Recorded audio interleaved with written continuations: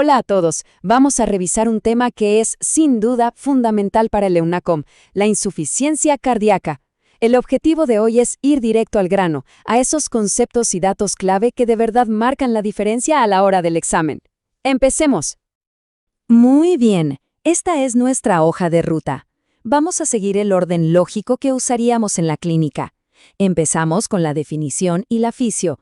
Luego las clasificaciones, etiologías, la clínica del paciente, cómo confirmamos el diagnóstico y finalmente el manejo.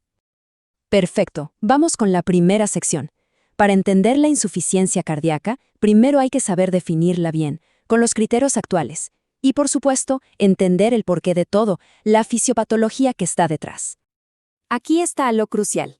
La definición moderna, la de 2021, nos dice que esto ya no es solo un diagnóstico clínico. Ojo, necesitamos la sospecha, claro, los síntomas y signos, pero el diagnóstico se tiene que confirmar. ¿Cómo?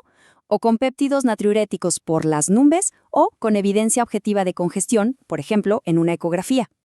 Y aquí llegamos a un punto clave, que es casi una paradoja en la fisiopatología. Pensemos en esto, el corazón falla, baja el gasto cardíaco y el cuerpo inteligentemente intenta compensar activando el sistema nervioso autónomo y el sistema renina-angiotensina. Al principio esto ayuda, ¿verdad? Pero a la larga, este mecanismo de defensa se vuelve en contra. Termina causando fibrosis, hipertrofia, en fin, un remodelado que empeora todo. Es el clásico círculo vicioso que nosotros, con el tratamiento, tenemos que cortar de raíz. Entonces, para simplificarlo, la falla del corazón puede ser por dos grandes problemas mecánicos. Por un lado, la disfunción sistólica, que es una falla de bomba. El ventrículo está débil, dilatado y no tiene fuerza para eyectar la sangre. Y por otro lado, está la disfunción diastólica, que es una falla de llenado. El ventrículo está tieso, rígido y no se relaja bien para recibir la sangre. Bueno, con esa base ya clara, pasemos a ver cómo clasificamos la insuficiencia cardíaca. Y esto es importantísimo, porque estas categorías no son solo para ordenar, sino que nos guían directamente en el tratamiento y el pronóstico. Es un tema muy frecuente en el examen. La primera gran división es según la fracción de eyección, la FEBI. Tenemos la insuficiencia cardíaca con FE reducida, la famosa ICFR, por debajo del 40%. Es aquí donde tenemos más fármacos que han demostrado cambiar el curso de la enfermedad. Luego está la de fe preservada, o ICEP, sobre el 50%, que es un mundo aparte y un desafío terapéutico. Y en el medio tenemos estos dos grupos más nuevos, la levemente reducida y la mejorada, que es un concepto interesante, ¿no? Nos habla de un paciente que partió mal pero que ha respondido a la terapia. Y luego está la clasificación funcional de la NYHA. Esto es más práctico, es el día a día del paciente. Nos dice qué tanto limita la enfermedad su vida. Va desde una clase I, donde el paciente hace su vida normal sin problemas, hasta una clase IB, que es dramática, con síntomas incluso en reposo.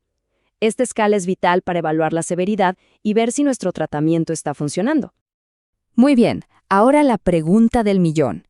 ¿Por qué falla el corazón? Saber la causa es fundamental. No es lo mismo una insuficiencia cardíaca por un infarto que por una valvulopatía. A veces, si tratamos la causa de raíz, podemos cambiarlo todo. Y bueno, como se ve claramente aquí, la cardiopatía isquémica es la reina. Se lleva más de la mitad de los casos, sobre todo en la disfunción sistólica. Le sigue, no muy de lejos, la hipertensión arterial crónica, mal controlada por años. Con estas dos ya tenemos cubierta a la gran mayoría de nuestros pacientes. Pero claro, la lista no se acaba ahí. Siempre hay que tener en el radar otras posibilidades.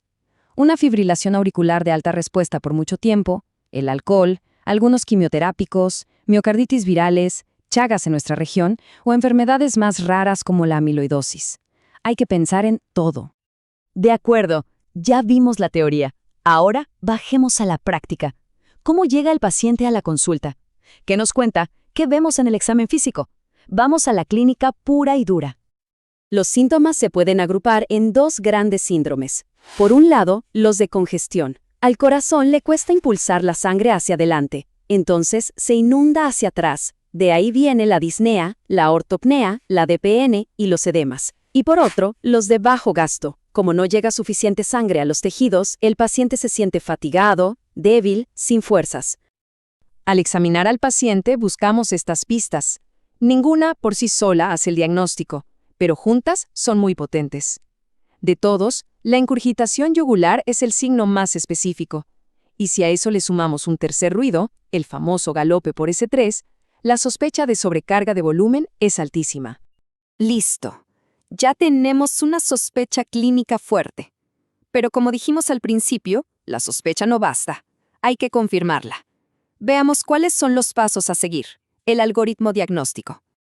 El camino es bastante claro y ordenado. Partimos de la clínica. Si la sospecha es alta, damos el segundo paso, con dos herramientas clave: un electrocardiograma y los péptidos natriuréticos. Estos nos sirven de filtro. Si salen alterados, entonces sí, vamos al tercer y último paso: la confirmación con un ecocardiograma. A ver, ojo con esto porque es una de esas perlas clínicas que siempre aparecen en los exámenes. Si llega un paciente con sospecha de insuficiencia cardíaca, pero su electrocardiograma está impecable, completamente normal, es pero muy poco probable que tenga una disfunción sistólica importante. El valor predictivo negativo es altísimo, estamos hablando de un 98%. Es una herramienta de descarte potentísima. Y finalmente, el ecocardiograma. Es nuestra prueba de oro, el estándar.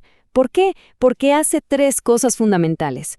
Primero, confirma o descarta el diagnóstico. Segundo, nos da la fracción de eyección, que es clave para clasificarla y decidir el tratamiento.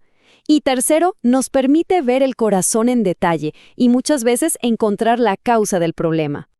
Y llegamos a la última parte, pero no menos importante, el tratamiento. Aquí nos vamos a enfocar en la insuficiencia cardíaca con fracción de eyección reducida, la ICFR, porque es donde tenemos la evidencia más sólida de fármacos que realmente cambian el pronóstico, que mejoran la sobrevida. El manejo actual de la ICFR se sostiene sobre 4 pilares.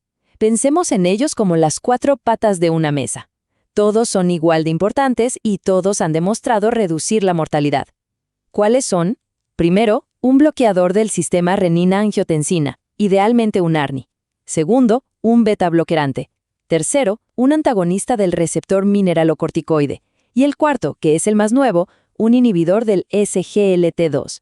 Hay que intentar tener a los pacientes con estos 4 fármacos. Por supuesto, además de los 4 pilares, tenemos otras herramientas en el arsenal. Los diuréticos de ASA son fundamentales para sacar el exceso de líquido y aliviar los síntomas de congestión.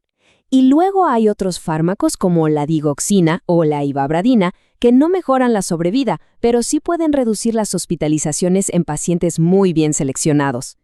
Y por último, nunca olvidar que el tratamiento va más allá de las pastillas. Las medidas no farmacológicas son cruciales. La dieta baja en sal, el ejercicio supervisado y, claro, en casos más graves hay que pensar en opciones más invasivas, como una revascularización, una cirugía de válvulas o, en el escenario final, el trasplante cardíaco. Y con eso terminamos. El gran mensaje es que hoy tenemos un manejo muy sólido y basado en evidencia para la insuficiencia cardíaca con fracción de eyección reducida. Pero el gran desafío, la gran pregunta para el futuro es, ¿qué hacemos con la insuficiencia cardíaca con fracción de eyección preservada? Ahí es donde seguramente veremos los próximos grandes avances.